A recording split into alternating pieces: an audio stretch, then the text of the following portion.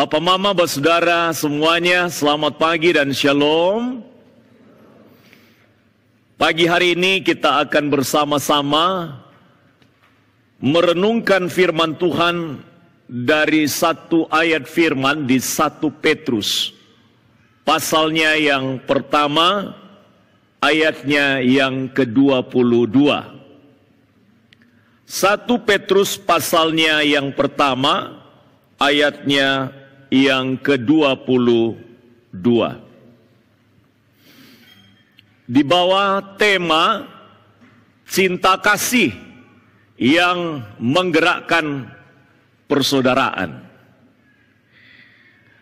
Papa, Mama, Saudara semua, kita akan membaca ayat ini bersama-sama dengan bersuara, dan saya mengundang kita untuk bangkit berdiri.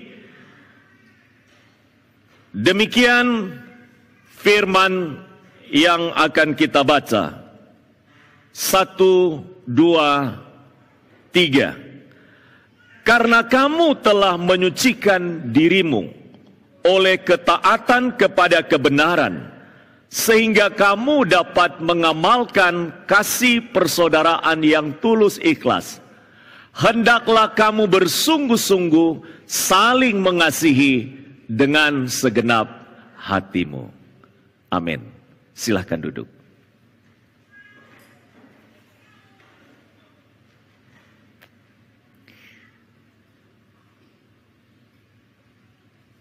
Papa, Mama, Saudara semua,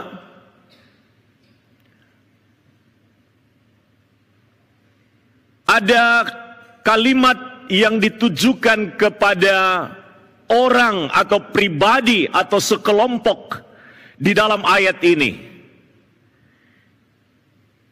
Ada kalimat karena kamu menyucikan dirimu,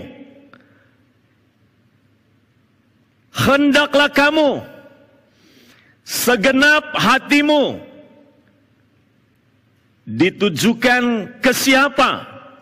Di dalam bagian ini ditujukan kepada orang-orang Yahudi yang tidak lagi hidup dan tinggal di tanah Israel. Mereka disebut sebagai orang Yahudi diaspora.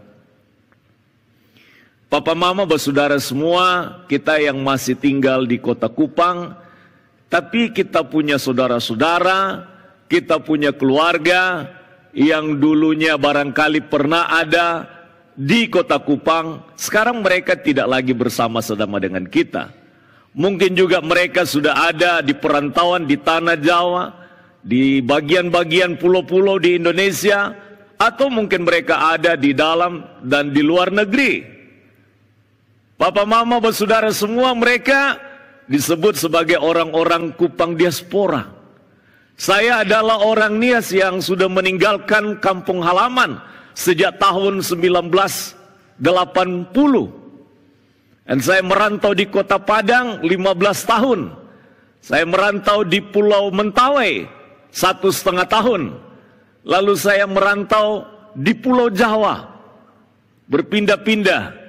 Selama masa pelayanan dan pendidikan, saya menginjak Jawa tahun 1995 sampai hari ini. Tapi saya tidak pernah pulang kampung halaman. Terakhir saya pulang tahun 1989. Karena orang tua sejak tahun 80, sekeluarga besar sudah pindah ke Kota Padang, Sumatera Barat. Saudara-saudara Mama pindah, ada sebagian juga di Pulau Jawa, yaitu di Solo, Jawa Tengah. Saudara-saudara Papa, keponakan-keponakan Papa, ada sebagian besar di Pulau Nias. Tapi ada sebagian besar di Sumatera Barat. Tapi setiap kami Natal bersama keluarga besar Ikatan Keluarga Nias, kami menyanyikan lagu Tanani hamba nuaso masido, tanah si tumbuh ya ofena. Itu kalimat itu bilang begini, tanah Nias yang kucinta, tempat aku dilahirkan. Nah, kebetulan beta dilahirkan di sana. Walaupun saya jauh pergi di rantau, tapi kau tetap ada di dalam hati dan ingatanku. Kira-kira kalimat begitu. Beta beberapa kali mau kembali, tapi sudah bisa. Apalagi sudah kecantol dengan Nona Timor. Luar biasa. Jadi beta Sondelai disebut sebagai orang Nias yang tinggal sebagai orang Nias di kampung halaman, tapi disebut sebagai orang Nias diaspora. Nah, ini ada kisahnya juga di dalam bagian ini.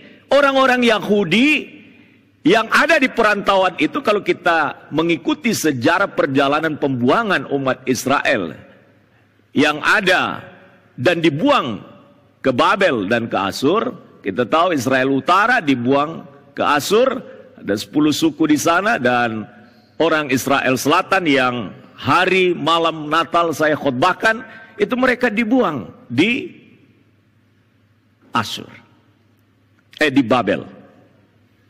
Nah, jadi pada waktu kembali dalam kisah-kisah yang kita bisa ikuti sejarahnya, dikatakan sebagian besar yang sudah mapan-mapan sudah mau pulang lah, tak lalu enak di kampung orang. Jadi sudah mau pulang.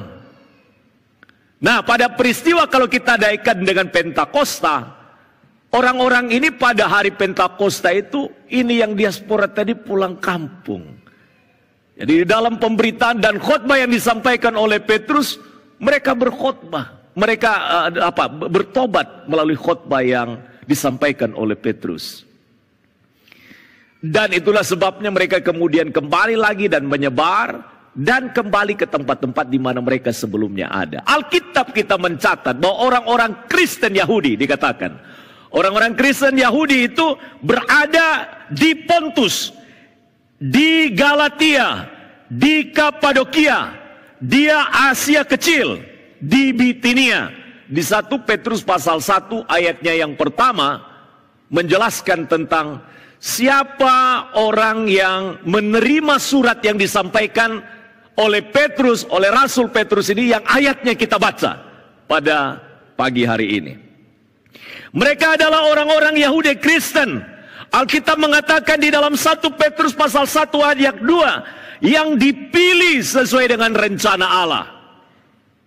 Mereka dikhususkan, dikuduskan oleh Roh Kudus supaya taat kepada Yesus Kristus. Berarti semua mereka adalah orang-orang yang sudah percaya kepada Kristus, dikuduskan oleh Roh Kudus, dan sekarang hidup dan menjalani hari-hari hidup mereka sebagai pengikut Yesus di perantauan. Mereka adalah orang-orang Yahudi yang beriman kepada Yesus, sama dengan kita sudah beriman kepada Yesus. Mengasihi Yesus di pasal 1 ayat yang ke-8. Menerima keselamatan di dalam Yesus pasal 1 ayat yang ke-9. Telah ditebus dari cara hidup yang sia-sia ayat 1 pasal 1 ayat 18. Dan mereka terus menaruh pengharapan mereka pada Yesus. Papa mama bersaudara semua, tetapi bukan hanya ada yang baik-baik juga, tidak semua baik-baik juga. Tapi mereka juga ada sebagian, dikatakan oleh Alkitab, ada di antara mereka yang tidak taat, menuruti hawa nafsu dan tidak kudus di pasal 1 ayat 15. Jadi secara utuh disampaikan di dalam bagian ini, secara objektif disampaikan juga oleh tuntunan daripada Roh Kudus di dalam penulisan surat ini, menyebutkan hal-hal yang real yang terjadi di tengah-tengah daripada orang Yahudi Kristen yang di perantauan. Masih ada kejahatan, masih ada tipu muslihat, masih ada kemunafikan, masih ada fitnah di pasal 2 ayat 1. Masih ada yang hidup dalam keinginan daging. Masih ada istri-istri yang tidak tunduk pada suami. Di dalam bagian ini. Dalam kaitan dengan pelayanan, memang pelayanan yang ada di beberapa tempat ini bukan hasil daripada pelayanan Petrus secara langsung. Kalau dari berbagai sumber yang kita bisa dapatkan, saya bisa ringkaskan bahwa ini adalah pelayanan yang dilakukan oleh Paulus. Dan mereka-mereka ini kemudian mendapatkan sebuah pelayanan penggembalaan yang diteruskan tentu melalui pelayanan rasul-rasul lainnya. Dan dalam bagian ini adalah Rasul Petrus. Dan memang mereka rata-rata orang-orang Kristen Yahudi itu yang menjadi pelayanan yang dilakukan oleh Petrus. Dan untuk pelayanan Paulus biasanya adalah pelayanan yang secara umum dilakukan kepada orang-orang non-Yahudi. Jadi biasanya pelayanan yang dilakukan oleh Petrus ini itu lebih banyak kepada orang-orang Yahudi. Dia rasul orang-orang Yahudi. Dan kebetulan ini adalah orang Yahudi yang Kristen. Di dua kondisi ini, di dua situasi ini, baik itu ditampakkan dalam perjalanan iman yang baik maupun juga dalam bagian-bagian yang terkoreksi. Di dalam surat yang disampaikan oleh Petrus, masih ada hal yang lain lagi. Yaitu bahwa mereka sedang mengalami juga duka cita oleh berbagai-bagai pencobaan karena mengiring Yesus. Karena mengikut Yesus, mereka sedang diuji kemurnian imannya oleh berbagai macam tekanan karena ikut Yesus. Di Jawa itu terasa betul. Kalau ketong kadang-kadang ada di daerah yang mayoritas Kristen sudah terasa betul tekanan-tekanan kalau ikut Yesus. Tapi kita ini sangat merasakan betul. Ketika saya membuka pelayanan, merintis pelayanan yang baru tahun 2011. Itu tidak mudah. Bapak dan Ibu kami mengawali dari 3 keluarga. Kami mengawali dari 3 keluarga dan kemudian sudah dicurigai. Ini mau bangun apa di sini? Kami beli dengan keterbatasan yang ada, kami terus berdoa dan kemudian kita merintis dan membeli 1 ruko. Ada 3 lantai dan disitulah pelayanan yang kita kerjakan dimulai pada 2011. Bapak dan Ibu, saya dipanggil oleh aparat. Dipertanyakan. Pada akhirnya dalam pelayanan yang kami lakukan itu, Bapak, Ibu, saudara semua, kami disidang. Disidang di rumah sendiri, disidang di tempat pelayanan. Aparat pemerintah ada di sana diwakili dari kepolisian, ada dari tokoh masyarakat, ada dari kepala-kepala keluarga yang hadir, ada RT, ada pengurus-pengurus yang hadir di situ. Sengaja dong pakai tempat untuk kita ngerapat itu di tempat beta, di gereja. Kebetulan pastoris kalian di dalam itu. Mereka bilang, mana izinnya? Siapa yang dilayani di sini? Ada berapa banyak? Coba beberkan kepada kami. Itu nama-nama orang siapa saja. Bapak, Mama, Saudara, saya tidak bisa omong banyak di sana. Saya hanya bilang begini. Bapak, Ibu, boleh saya bertanya? Nah, silakan, apa Pak bertanya apa? Dari tokoh masyarakat, dari Muhammadiyah hadir di situ. Mereka bertanya begini. Boleh saya bertanya? Silakan, saya bertanya. Bolehkah beta menitipkan diri di sini? Hanya itu perkataan saya. Bolehkah saya menitipkan diri untuk tinggal di sini? Mereka jawab apa? Ya boleh. Nah, saya di sini, orang juga titipkan diri kepada saya. Untuk mereka ditolong hidupnya, diperbaiki kehidupan secara moralnya. Bolehkah kira-kira mereka juga dititipkan kepada saya untuk dibina di sini? Singkat cerita, kesimpulan setelah diskusi panjang, mereka bilang, nah kalau begitu, Bapak yang penting tetap memberikan kepada kami penjelasan. Segala macam izin, segala macam itu tolong Bapak beritahu. Saya bilang ada izinnya. Ya, karena GKIN kan ada izin yang dikeluarkan oleh kementerian. Kan ada yang keluar tahun 1988. Saya dipanggil di kantor kelurahan. Dipertanyakan lagi tentang hal itu. Belum cukup sampai di situ. Tapi singkat cerita, Tuhan memberikan jalan-jalan terbaik. Dan orang-orang yang ada di sekitar satu persatu secara pelan-pelan, Tuhan jamah hati mereka. Tuhan tolong mereka. Sementara pembangunan berlangsung pada waktu itu juga dari aparat pemerintah itu bolak-balik. Itu Satpol PP mau tutup itu pekerjaan yang sedang dikerjakan. Tapi luar biasa. Yang jawab itu, yang memberikan jawaban dan jalan keluar itu justru malah tetangga-tetangga yang lagi berjualan di situ. Dan puji Tuhan, itu cara-cara Tuhan. Memang tekanan penderitaan itu banyak dihadapi justru ketika kita berada di tengah-tengah kehidupan yang tidak dominasinya adalah Kristen. Saya bersyukur kepada Tuhan juga bahwa satu demi satu Tuhan justru pakai mereka untuk memberitahu itu loh gereja. Satu kali, karena setiap kali ada kejadian saya selalu datang lebih cepat. Ada yang meninggal saya datang. Ada yang susah saya datang. Dan kita biasanya memberkati lingkungan. Bukan hanya setiap tahun. Tapi setiap kali ada berkat yang dari jemaat, yang dari orang-orang pendukung gereja, kita berbagi dengan mereka. Ada masalah mereka, biasanya cepat kita turun untuk bisa menolong. Termasuk mimbar gereja hari ini, itu ada di masjid. Kita sumbang. Karena mimbar gereja ada 3. Lalu mereka pinjam, ada acara pada waktu itu Idul Fitri. Pinjam pertama, pinjam kedua, pinjam ketiga. Saya bilang, saya persembahkan atas nama gereja, pakai sudah. Jadi mimbar gereja yang biasa saya pakai berkhotbah ini sekarang ada di masjid.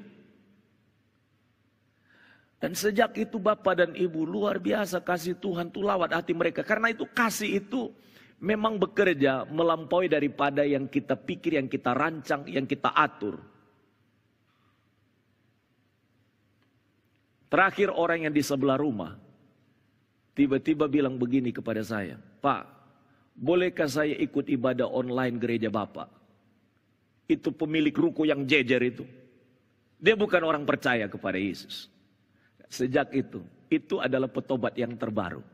Dari sekian banyak petobat-petobat yang kita layani sejak 2011. Tetangga-tetangga ada beberapa sudah. Di lingkungan itu mereka bukannya kita langsung injili, tidak. Mereka lihat kesaksian kehidupan daripada gereja memberkati mereka. Walaupun kita ada dalam tekanan, kebaikan kita tidak boleh berhenti. Walaupun kita ada dalam penderitaan iman oleh berbagai macam hal yang terjadi, kebaikan kita tidak boleh menjadi kendor. Karena itu kekuatan yang mampu mengubahkan orang dan membangun kekuatan yang mengikat kita, sekalipun mereka tidak saudara seiman dengan kita. Kita kembali kepada situasi yang dialami orang-orang Kristen Yahudi diaspora. Tekanan itu yang dialami oleh mereka. Mereka mengalami sebuah tekanan yang luar biasa karena iman kepada Kristus. Tapi kita bersyukur firman Tuhan yang datang berbicara kepada mereka. Selain masalah-masalah internal sebagai saudara bersaudara dalam iman. Dan juga mengalami persoalan-persoalan di dalam lingkungan di luar daripada saudara-saudara seiman. Firman Tuhan datang berbicara kepada mereka melalui surat Petrus yang kita baca. Dan karena ini yang menjadi perenungan kita. Di dalam tema yang diangkat oleh kita pada minggu ini, yang juga menjadi tema yang diangkat oleh, tentu ini adalah dari PGI yang dibagikan kepada semua kita.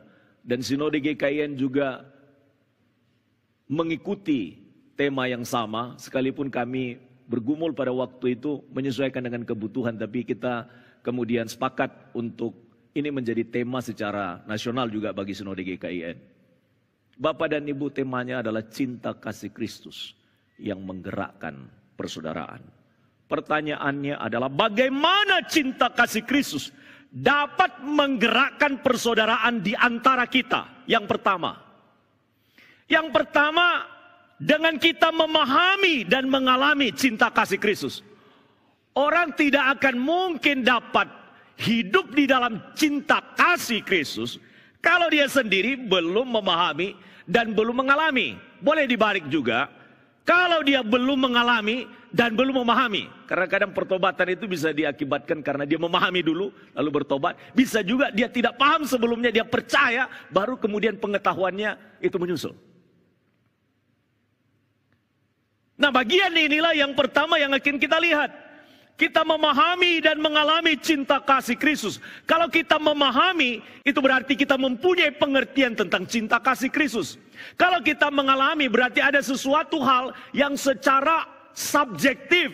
Kita mengalami pengalaman pribadi, mengalami cintanya Kristus. Sehingga itu yang menjadi gelora yang menggerakkan kita.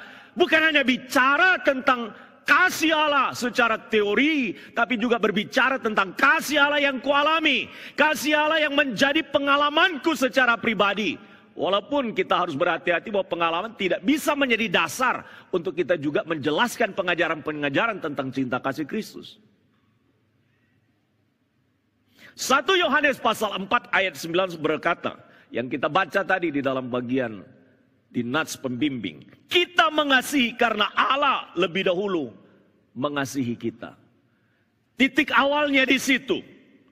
Jadi kita tidak mungkin mengasihi kalau bukan karena kita dapat menikmati dan mengalami kasih. Jadi yang pertama kali kita sebenarnya adalah orang-orang yang menjadi sasaran cinta kasih Allah. Sehingga tidak ada alasan kita untuk berbangga pada akhirnya. Ketika kita sudah mengalami cinta kasih Tuhan. Lalu kita berkata, itu semua karena saya ada dan mampu. Tidak. Itu karena kasih karunia Tuhan. Kalau kita bisa hidup di dalam kasih-Nya, kita menikmati kasih-Nya, kita boleh memahami dan mengerti begitu dalam, lebar, dan begitu luas, tinggi dan dalam kasih Tuhan. Itu semua anugerah Tuhan. Apalagi ketika kita hidup dan mempraktekkan hidup di dalam kasih, itu semua dimulai karena Allah lebih dahulu mengasihi kita. Lalu timbul kerendahan hati dalam hidup kita ketika menyadari hal itu. Realitas cinta kasih Kristus dapat kita saksikan secara utuh. Itu melalui kelahirannya, melalui pelayanannya, melalui kematiannya, melalui kebangkitannya, melalui kenaikannya ke sorga, dan pencurahan Roh Kudus. Itu satu kesatuan yang utuh. Ada satu bagian lagi, tapi masih di dalam penantian, yang kita rayakan sebagai Advent dalam penantian kedatangan Kristus. Yaitu tentang kedatangannya. Itu belum digenapi. Kita masih berbicara. Kita dapat menyaksikan, kita dapat melihat, kita bisa mengalami bagaimana kasih Kristus di dalam peristiwa Natal yang kita baru rayakan. Kasih Allah yang besar melalui pelayanannya. Yohanes 3 ayat 16 menjadi ayat yang begitu favorit. Orang semua hafal, orang semua tahu bahwa kasih Allah itu begitu besar. Sehingga dia karuniakan yang terbaik, anaknya yang tunggal bagi kita, agar kita dapat diselamatkan. Dalam seluruh pelayanannya, Yesus digerakkan oleh karena kasih-Nya yang besar. Dalam seluruh pelayanannya. Maka orang-orang yang ada di dalam lingkungan pelayanan, ada di dalam lingkungan kehidupan kekristenan, harus digerakkan oleh hal yang sama, yaitu kasih Kristus. Kalau tidak, kita semua susah. Untuk menjalani apapun menjadi hambar. Menjalani apapun tidak ada isinya, tidak ada sesuatu hal yang orang Jawa bilang tuh greget. Sonde ada depu isi, kosong, hampa. Kita hanya melakukan sebuah rutinitas tanpa ada isinya. Tanpa ada rasa di dalamnya. Kita menjadi tertekan dalam menjalani kehidupan kekristenan. Karena tidak ada sesuatu yang di dalamnya itu yang menggerakkan kita. Dan yang menggerakkan itu adalah kasih-Nya Kristus. Dalam pelayanan Yesus dalam dunia. Dalam Matius pasal 9 ayat 36 dikatakan. Dia melihat orang banyak itu dengan kacamata belas kasihan. Belas kasihan. Melihat orang banyak itu. Tergeraklah hati Yesus oleh belas kasihan kepada mereka. Karena mereka lelah dan terlantar seperti domba yang tidak bergembala. Kita melihat orang-orang lain yang tak tergembalakan. Kita lihat sebagai orang-orang yang perlu juga mendapatkan kasih. Mendapatkan sayang. Di antara kita juga saling menggembalakan satu dengan yang lain.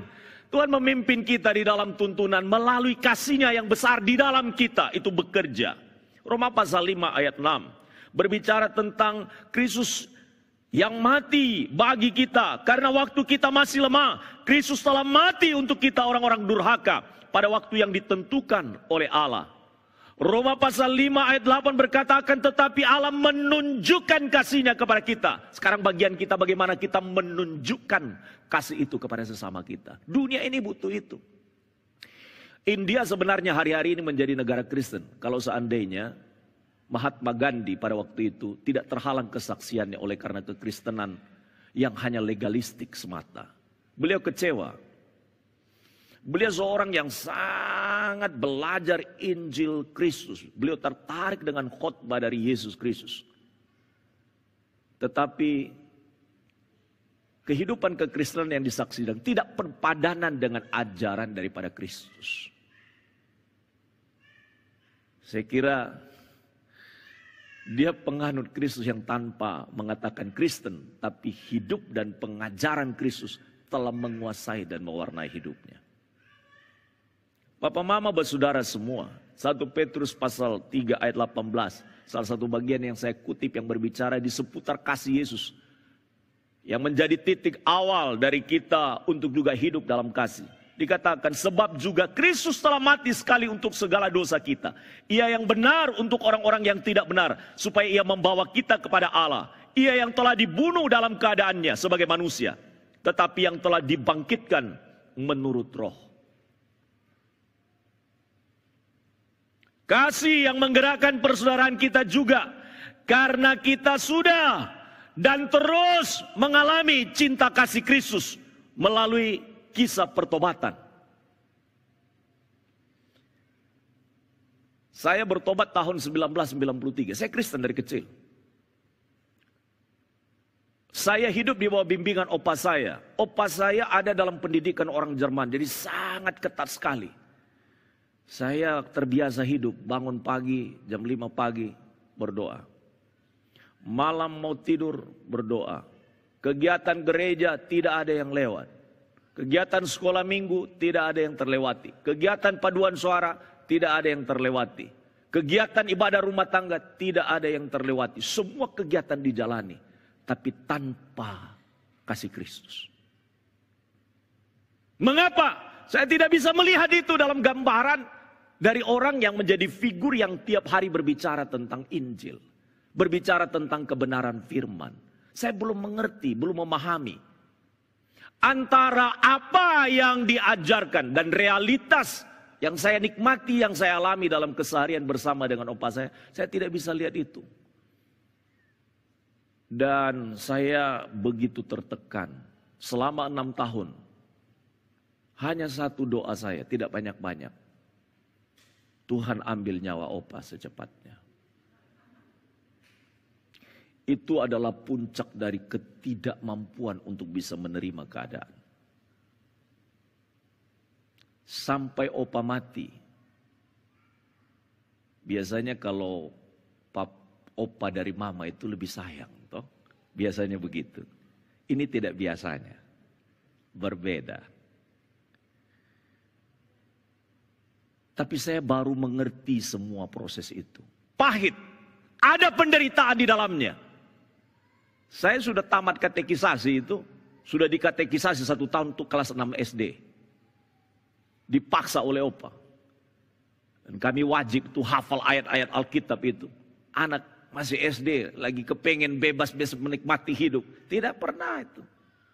Kami menjadi orang yang tertekan oleh berbagai macam situasi. Tapi tahun 1993, itu menjadi momentum di mana Tuhan jamah saya melalui gereja. Makanya gereja itu menjadi perpanjangan Tuhan untuk mengubah setiap orang mengalami kasih Tuhan. Gereja itu menjadi tempat di mana orang dibawa, diubah, diberikan sebuah pencerahan, dijamah oleh Tuhan supaya hidupnya diubah oleh Tuhan dan dia bisa meneruskan perubahan di dalam dirinya oleh karena Kristus kepada orang lain. Dan itu yang beta kita alami. Itu yang saya alami. Di dalam gereja saya mengalami itu. Karena itu kalau ada orang bilang begini, saya tidak butuh gereja. Anda salah. Gereja menjadi perpanjangan tangan Allah untuk membawa orang kepada Kristus. Karena itu kita bersyukur kepada Tuhan bahwa Tuhan memberikan kepada kita pelayanan melalui gereja. Saya tidak tahu bagaimana pengalaman Bapak dan Ibu sekalian. Bisa melalui gereja, tapi juga bisa melalui gereja, yaitu orang-orang percaya yang telah mengalami pertobatan dalam hidupnya. Mereka dipakai oleh Tuhan. Malam hari itu, saya kan tidak terbiasa dari gereja suku, toh. Malam hari itu pendeta yang berkhotbah, ini hadir dalam sebuah kebaktian kebun. Saya bagian belakang sekali. Lalu pendeta bilang begini, silakan. Yang hatinya, hari ini Tuhan ada bicara dari firman Allah yang telah dikhotbahkan, silakan maju ke depan. Beta hanya berlinang air mata di belakang sah. Beta sudah sanggup lah, air mata terus menetes. Beta terlalu sakit dalam hidup, walaupun opa saya sudah mati. Beta belum lepas pengampunan. Malam hari itu Tuhan jamah hidup saya. Mereka yang lain maju, saya bilang Tuhan, beta tidak biasa maju, tapi Tuhan tahu beta pun hati. Ini malam beta serahkan diri kepadamu. Tuhan terima saya terlalu berdosa. Saya sudah simpan kepahitan selama 6 tahun dengan beta pun opa. Padahal dia pun maksud baik untuk hidup beta, supaya beta hidupnya benar.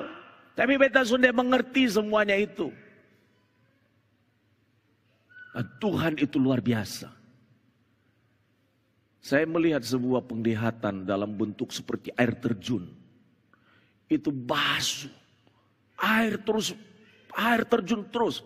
Semua itu sebagian besar sudah ada di depan. Beta di belakang. Dan saya bilang, Tuhan, ampuni dosa saya. Malam hari ini saya melepaskan pengampunan kepada opa saya. Luar biasa, saya mengalami kasih Allah yang besar. Itu pengalaman pribadi.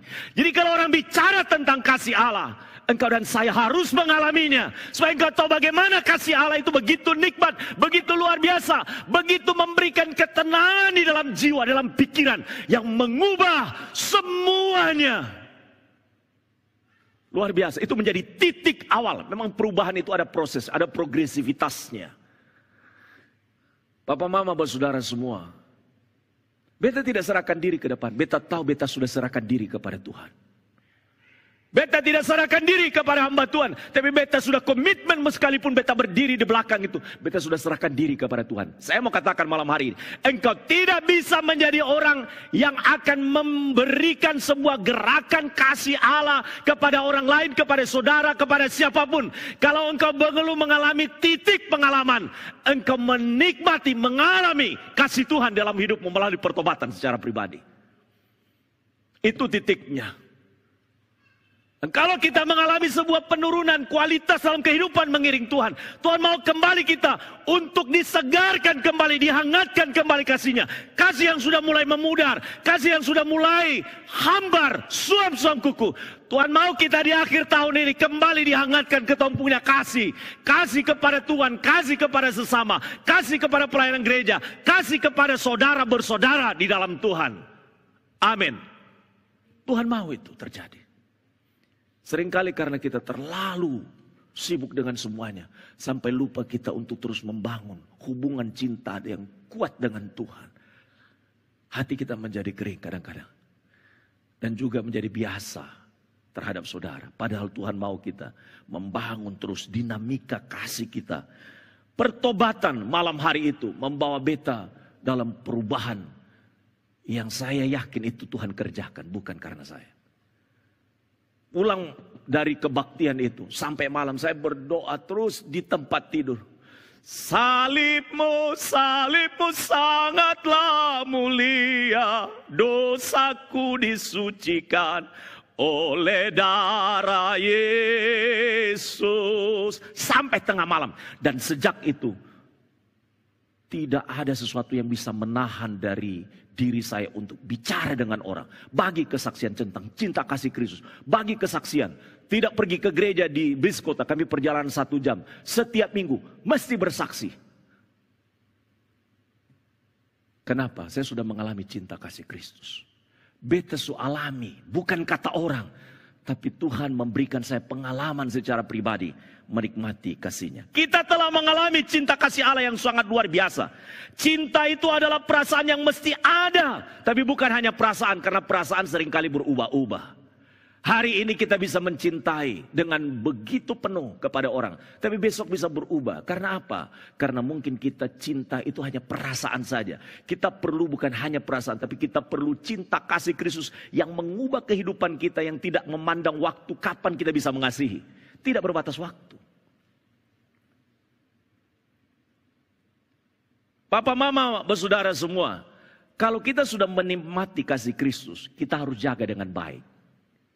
Kalau kita sudah menikmati kasih bersaudara, kita harus jaga dengan baik.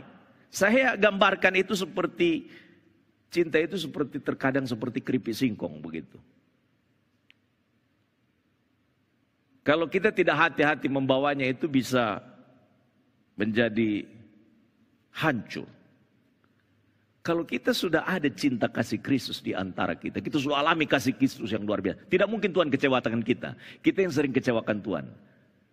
Dan seharusnya kita juga tidak mengecewakan sesama kita. Tapi kadang-kadang juga kita bisa dikecewakan oleh orang lain. Dan kita bisa mengecewakan orang lain. Karena itu kalau kita sudah mengalami kasih Kristus, cara satu-satunya untuk bisa menjadi pulih kembali, kita harus memahami dan kembali dibawa kepada kasih Kristus yang tulus, yang ikhlas, yang penuh kasih-Nya kepada kita. Itu yang bisa mengembalikan kita kepada kasih bersaudara semua. Tidak ada persaudaraan tanpa cinta kasih. Persaudaraan tanpa cinta kasih adalah semu dan hambar seperti sayur tanpa garam. Tidak ada cinta kasih yang abadi kecuali cinta kasih Kristus Yesus. Ia Tuhan, Ia sahabat bagi manusia. Kita belajar meneladani Yesus. Dan kita memiliki potensi untuk hidup di dalam cinta kasih. Kalau kita terus memahami dan terus mengingat tentang pengalaman bagaimana kita mengalami kasih daripada Kristus. Yesus harus menjadi inspirasi cinta kasih. Cinta kasih menjadi nyawa dalam hidup persaudaraan. Persaudaraan sejati dapat bertahan apabila kita memiliki cinta kasih Kristus. Cinta kasih Kristus itu seperti cinta kasih seorang sahabat. Bahkan lebih daripada seorang sahabat. Seorang sahabat itu kapan kita tahu dia sahabat? Pada waktu kesusahan, pada waktu kita susah. Pada waktu kita dalam keadaan baik-baik dia ada, belum tentu dia adalah saudara bagi kita. Waktu kita susah, pada waktu kita menderita, di situ kita baru tahu ini kita saudara. Kalau dia ada pada waktu kita keadaan berhasil, kaya, mapan, keadaannya baik, belum membuktikan dia saudara. Seseorang dapat dikatakan saudara ketika engkau terpuruk, dia ada. Ketika engkau dalam keadaan miskin, dia tetap ada. Ketika engkau dalam keadaan tidak punya apa-apa, dia ada. Ketika engkau dalam kondisi dililit utang, dia ada. Ketika engkau menderita sakit, dia ada. Ketika engkau tidak punya sesuatu yang bisa disandari untuk hidup, dia ada. Ketika engkau dalam keadaan stres, frustasi, dia ada. Ketika engkau dalam keadaan tertekan batin, dia ada. Ketika engkau dalam kepedihan hati, dia ada. Ketika harta yang kau miliki habis lenyap dalam sekejap karena bencana, engkau dirundung duka nestapa, dia tetap ada. Dia tidak tinggalkan engkau. Ketika engkau kena COVID, dia tidak menjauh, melainkan dia mengulurkan tangan menolong, meringankan bebanmu. Ketika bahkan semua orang meninggalkan engkau dan engkau merasa seorang diri, dia tetap ada. Ketika engkau dalam kondisi frustasi karena hancur rumah tangga, dia tetap ada. Ketika engkau dalam keadaan sekarat hendak mengakhiri hidup, dia ada untukmu. Ini jujur, saya sebagai hamba Tuhan apa tidak pernah mengalami stres dan frustasi? Pernah. Ketong kalau tidak jujur juga bilang bicara ini kita bohong. Beta hanya teriak kepada saya, beta pergi ke gunung, beta teriak kepada Tuhan. Tuhan, tolong kembalikan beta pun kasih. Kasih sudah mulai berkurang, Tuhan tolong beta. Beta teriak di bukit. Itu yang beta lakukan selama berbulan-bulan. Hampir kira-kira lebih kurang hampir 3 bulan, 4 bulan. Sementara beta diminta di sini untuk tetap berkhotbah. Ini luar biasa pergumulan beta. Luar biasa. Sulit. Saya tidak pernah berkhotbah. Saya hanya baca Alkitab. Dan saya tutup dalam doa. Dan apa yang terjadi? Terjadi revival, ada perubahan besar. Karena kadang-kadang kita perlu untuk hening, untuk hanya mendengar Tuhan bicara melalui firman-Nya saja. Supaya kita dapat melihat bahwa sebenarnya firman itu dapat memberikan perubahan hidup kepada setiap kita. Kalau kita merespon secara sungguh-sungguh. Dan luar biasa, akibatnya sangat fantastis.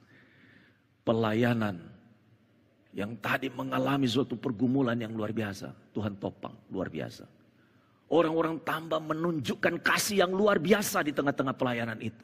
Dan itu pekerjaan Tuhan. Beta tidak habis pikir bagaimana Tuhan bekerja dalam semuanya itu. Dalam keadaan kita frustasi, dalam keadaan kita mengalami persoalan hidup, masih ada saudara bagi kita. Nah, dalam keadaan seperti itu siapa teman saya? Ada teman. Karena itu kita perlu partner dalam pelayanan. Supaya pada waktu kita mengalami keadaan-keadaan apapun dalam kehidupan, baik pribadi maupun dalam pelayanan, kotong bisa tetap kuat. Tapi lebih daripada itu, ada seorang sahabat kita yang luar biasa. Namanya Yesus. Apakah engkau menemukan orang seperti yang saya katakan tadi selalu ada bagi kita? Apakah diri kita ditemukan orang lain juga ada bagi mereka dalam keadaan seperti itu? Jika engkau tidak menemukannya, kasih Tuhan masih ada tersedia besar untuk kita. Amin. Kasih Tuhan tunggu kita untuk kita ini di-refresh kembali, di-setting ulang kembali, luar biasa. Tuhan sedia untuk itu.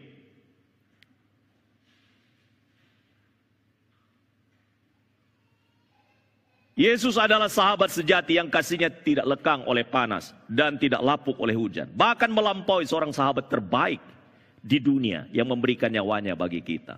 Alkitab katakan dalam Yohanes 15:13, tidak ada kasih yang lebih besar daripada kasih seorang yang memberikan nyawanya untuk sahabat-sahabatnya. Cinta kasih Kristus sonde pernah berhenti untuk ketong. Sekalipun kita berhenti untuk mengasihi dan mencintainya, tapi Tuhan terus mengasihi papa mama semua bersaudara.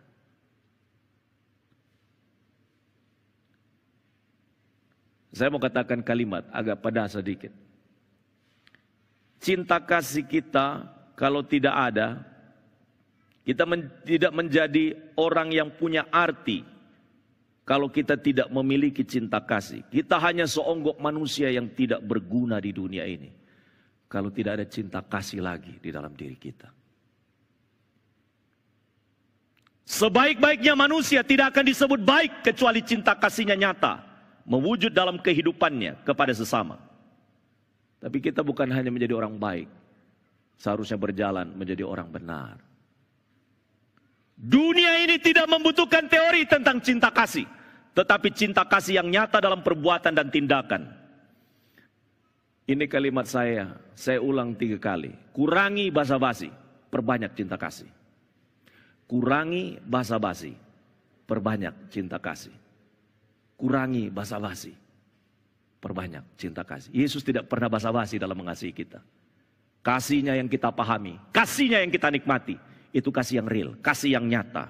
Tidak ada manusia di dunia ini yang tidak membutuhkan kasih. Cinta kasih harus mewujud melalui persaudaraan kita, makin kuat. Cinta kasih mewujud melalui persaudaraan yang kuat di dalam keluarga, dalam keseimanan, dan di dalam persaudaraan dengan yang berbeda iman. Memang di pasal itu disebut dikaitkan kepada saudara seiman. Tapi di bagian terakhir di pasal 4, itu juga kepada orang di luar iman kepada kita. Cinta kasih melampaui tembok dan sekat agama, karena cinta kasih Kristus untuk semua. Jika ada orang yang mengaku dia bertuhan, dia beragama, dia rajin menjalankan ibadat, tapi membenci sesamanya manusia dalam hatinya, memandang rendah orang lain, merasa diri paling benar, paling hebat, paling penting, sesungguhnya dia tidak bertuhan, dia tidak beragama, dan segala ibadahnya adalah sampah di mata Tuhan. Cinta kasih menjadikan kita menjadi bernilai dan berharga. Mari, papa mama saudara semua, manusia yang bertuhan itu ada cinta kasih di dalam dirinya. Hatinya penuh maaf dan mengampuni orang yang bersalah kepadanya. Dia tidak menyimpan kebencian dalam hatinya, melainkan hatinya penuh dengan kebaikan. Yang kedua dan yang terakhir, bagaimana cinta kasih Kristus dapat menggerakkan persaudaraan? Dengan kita mengamalkan Mengamalkan itu bahasa yang umum kita dengar ya. Mengamalkan itu bahasa sederhananya praktek. Praktek kasih. Mengamalkan cinta kasih Kristus dengan nyata. Ini kota Kupang terkenal dengan kota kasih. Nah, jadi ketong pasti mudah mendapatkannya di kota Kupang ini. Ketemu dengan orang-orang yang ada di Kupang, ini kota kasih. Nah, itu berarti linear toh. Kalau bukan hanya kota itu kan bukan menunjuk kepada kotanya yang kasih. Tapi itu menunjuk kepada orang-orangnya. Maka beta bisa menemukan kasih kepada Ibu Doli. Luar biasa. Tapi beta nikmati ini sejak mulai berangkat dari Malang semua diatur dengan baik. Ya, semua pelayanan dilakukan dengan baik nih. Terima kasih Bu Doli. Beta mudah menemukan. Dan juga kepada Bapak Ibu Saudara yang ada di layar, yang ada di media sosial, yang ada di online saat ini, ibadah mengikuti. Saya mau katakan kepada, walaupun kita tidak bisa lihat satu dengan yang lain, saya tidak bisa lihat Bapak Ibu Saudara semua. Tapi Bapak Ibu adalah orang-orang yang ada di dalam kasih Kristus. Amin. Jadi kalau begitu, kemana-mana beta pasti bisa menikmati. Orang datang di kota Kupang, bisa langsung menikmati kasih Tuhan. Tidak ada daya tarik yang lebih besar untuk kota Kupang selain daripada kasih. Jadi mulai dari bandara dan lain sebagainya, orang sudah menikmati kasih Tuhan. Ketong masuk di dalam rumah, tidak perlu tulis itu rumah kasih, tidak perlu. Atau ketong rubah nama gereja jadi gereja GKIN kasih, sudah perlu.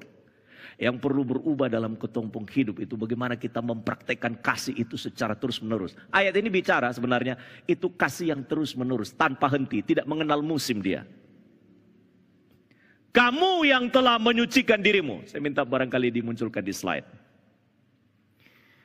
Kamu telah menyucikan dirimu, artinya berbicara tentang penyucian hidup.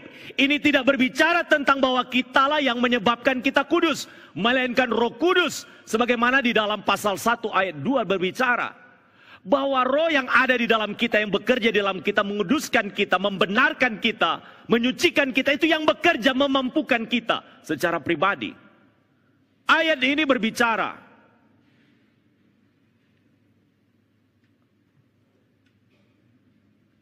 di pasal yang pertama ayatnya yang kedua. Roh Kudus yang ada di dalam kita.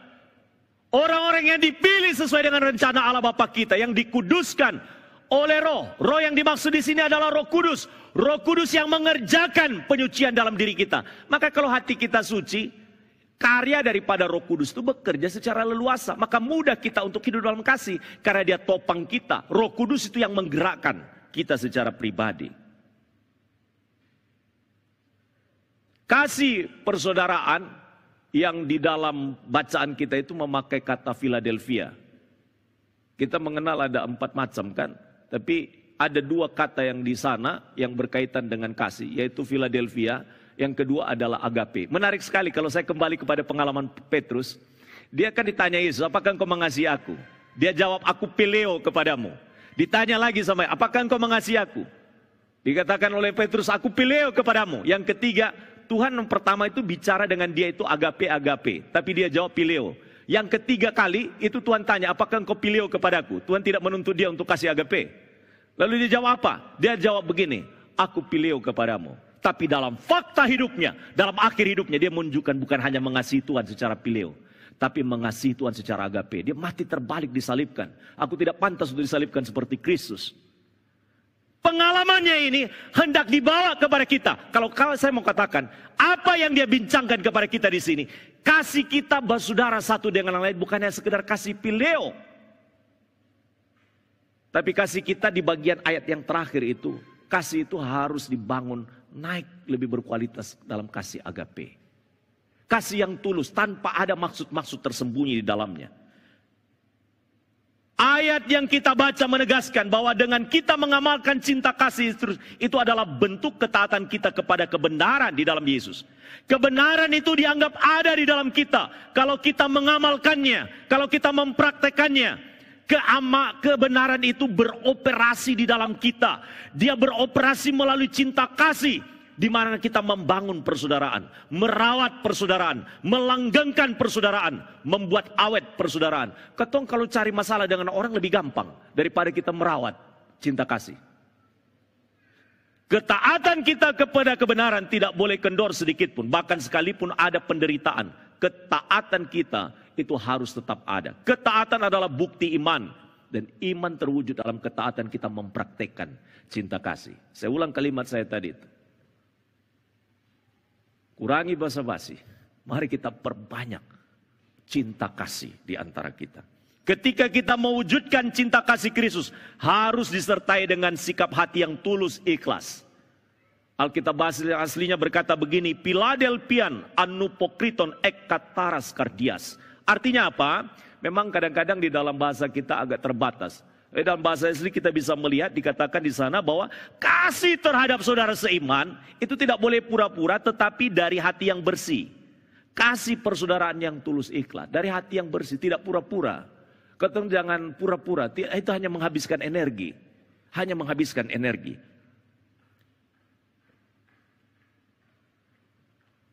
Karena itu selain cinta kasih dilakukan secara tulus ikhlas, juga disertai dalam Alkitab kesungguhan untuk dilakukan terus menerus. Bukan hanya sekali, bukan hanya 2 kali, bukan hanya momen tertentu, melainkan berkelanjutan. Ada 2 istilah di masa-masa orang kadang-kadang berbagi kasih. Ya. Dan ada istilah charity dan ada istilah yang kita jarang dengar, yaitu filantropis. Kalau yang charity itu hanya pada waktu tertentu saja. Kalau filantropi itu dilakukan secara terus-menerus. Dia melakukan itu bukan karena situasi. Mau menolong saudara, mau berbagi kepada saudara, bukan hanya bulan-bulan tertentu, tapi secara konsisten dia melakukannya. Dia mengerjakannya. Dan Alkitab kita bilang, ini utamakan dulu. Mulai dari dalam gereja dulu. Mulai dari tengah-tengah keluarga kita dulu. Tetapi yang terutama, kasihlah sungguh-sungguh seorang akan yang lain.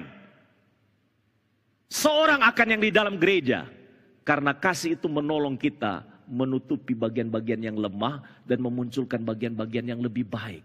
Kadang-kadang kita itu lebih banyak ingat yang mana? Baiknya orang atau buruknya orang? Biasanya yang lebih banyak itu kita ingat itu apa? Buruknya orang. Baiknya dia banyak, luar biasa. Hanya satu saja kurangnya. Kita ingat apa? Yang buruknya, bukan yang baiknya. Padahal kita ini dalam cinta kasih. Tuhan kalau lihat kita punya keburukan, aduh terlalu banyak. Karena itu ketika kita mempraktekkan kita cinta kasih, ingat-ingat bahwa kita adalah orang yang telah menikmati kasih Tuhan. Dan kita juga rindu, cinta kasih itu orang bisa nikmati dalam kehidupan kita kepada orang lain. Indonesia dinobatkan sebagai negara paling dermawan. Itu berdasarkan catatan di CIF, ya, Charity Aid Foundation. Dikatakan bahwa memang itu disebabkan karena kita punya budaya gotong royong. Biasa kita saling bantu bersaudara satu dengan lain. Nah, bukan hanya bersaudara di dalam kegiatan-kegiatan arisan saja, tapi juga bersaudara yang kuat di dalam kegiatan-kegiatan di dalam gereja. Saya tantang kita, siapa yang paling lemah, siapa yang perlu untuk ditolong di dalam kehidupan bersaudara dalam gereja, ketong harus bisa mengangkat dan memberikan perhatian kepada mereka. Jangan ketong bilang, dia pun kesusahan, sudah. Dia jalani sendiri, ketong juga jalani hidup juga sendiri. Tidak bisa begitu, karena ajaran Kristus kita dibawa untuk bisa mempraktekkan cinta kasih Kristus. Terakhir saya mau bagi kesaksian sebagai penutup. Bapak Mama Saudara 2 tahun 2018 ketika terjadi likuifasi, gempa dan tsunami yang melanda wilayah Palu, Sulawesi Tengah. Itu beta diutus dengan satu misionaris dari Korea untuk turun langsung. Bapak Mama Saudara semua tidak ada akses untuk masuk. Kami harus terbang dari Surabaya menuju ke Makassar. Makassar kemudian saya ke Sulawesi Barat lagi. Perjalanan sangat jauh. Jadi pesawat-pesawat, masih ada perjalanan lagi berjam-jam. Kemudian sampai dari situ kami tidak bisa masuk akses ke Palu. Kenapa? Ada saudara kami di sana, gereja GKI di sana. Ada saudara-saudara seiman di sana. Memang tujuan kami adalah ada 3 gereja kita di Sulawesi Barat, di Sulawesi Tengah mengalami bencana. Papa Mama Saudara semua, kami susah. Saya tidak bisa tenang. Sementara kami harus memberikan kecepatan pertolongan Kami telepon teman yang ada di di daerah yang terdekat supaya segera menolong, juga sulit aksesnya. Kami terus berdoa, Tuhan tolong. Kami bawa semua apa yang kami bisa bawa dari Makassar. Kira-kira 1 tronton besar untuk bisa menolong. Sudah bercampur di dalamnya segala macam. Tapi Tuhan buka perjalanan kami itu luar biasa. Akses susah. Semua jalan-jalan rusak. Dan ketika kami sampai di tempat, memang gereja hancur. Tempat untuk tinggal hamba Tuhan hancur. Mereka tinggal di lapangan, di sebuah tenda. Dan berminggu-minggu kami di sana. Saya hidup bersama dengan mereka, menolong mereka. Tapi juga bukan hanya memikirkan mereka. Tapi kita juga memikirkan orang-orang yang sudah tidak dipedulikan. Kami keliling sebisa kami dengan mobil box untuk berbagi kepada mereka yang tidak dipedulikan. Dan kami melakukan itu selama berminggu-minggu. Bahkan program itu berjalan. Sampai pada hari ini, pembangunan gereja juga berjalan.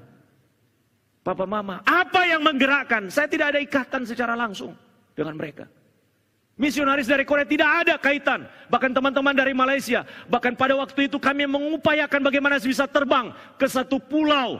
Ke satu bagian yang agak terpencil. Karena tidak bisa ada lagi akses untuk bisa kebutuhan sampai di sana. Kami charter pesawat. Walaupun niatan hati kami tidak sampai ke sana. Pesawat-pesawat dari Papua pada waktu itu kebetulan ada teman-teman misionaris digerakkan untuk bisa menolong kami, untuk bisa menurunkan bantuan-bantuan ke sana. Tapi sayang sekali memang kondisinya tidak memungkinkan. Tapi hati kami begitu bergelora. Kenapa? Hanya satu saja. Karena mereka adalah saudara. Pembangunan sampai pada hari ini belum tuntas. Saya berbulan-bulan berada di sana untuk pekerjaan itu. Dan saya bersyukur kepada Tuhan bahwa Tuhan bisa pakai siapa saja. Tapi juga Tuhan memberi kesempatan kepada kita untuk mencicipi bagaimana berbagi kasih kepada mereka dan mereka menikmatinya. Sebagai penutup, kalimat saya mau katakan. Tuhan menjadikan kasih persaudaraan di antara kita dengan saudara seiman. Mulai dari gereja revival ini. Kepada keluarga-keluarga yang ada. Untuk mempraktekkan cinta kasih Kristus yang tulus. Dengan hati yang bersih, berdasarkan cinta kasih Yesus, dan dilakukan dengan segenap hati. Saya mengulang kalimat dalam bahasa aslinya. Philadelphian anupokriton ekataras kardias. Kasih saudara itu tidak boleh pura-pura, tapi kasih itu harus nyata. Kita melakukan karena Tuhan lebih dahulu mengasihi kita. Amin. Kita berdoa. Tuhan, terima kasih untuk firman-Mu yang datang berbicara kepada kami, dan kiranya kami ditopang olehnya. Dan tolonglah kami supaya kasih kami menjadi nyata kepada sesama kami, kepada keluarga kami, juga kepada orang lain di sekitar kami. Mampukan kami oleh kekuatan Roh-Mu yang kudus di dalam nama Tuhan Yesus. Tuhan memberkati gereja GKIN Revival untuk menjadi agen kasih Allah yang nyata bagi banyak orang. Dalam nama Yesus kami berdoa. Amin.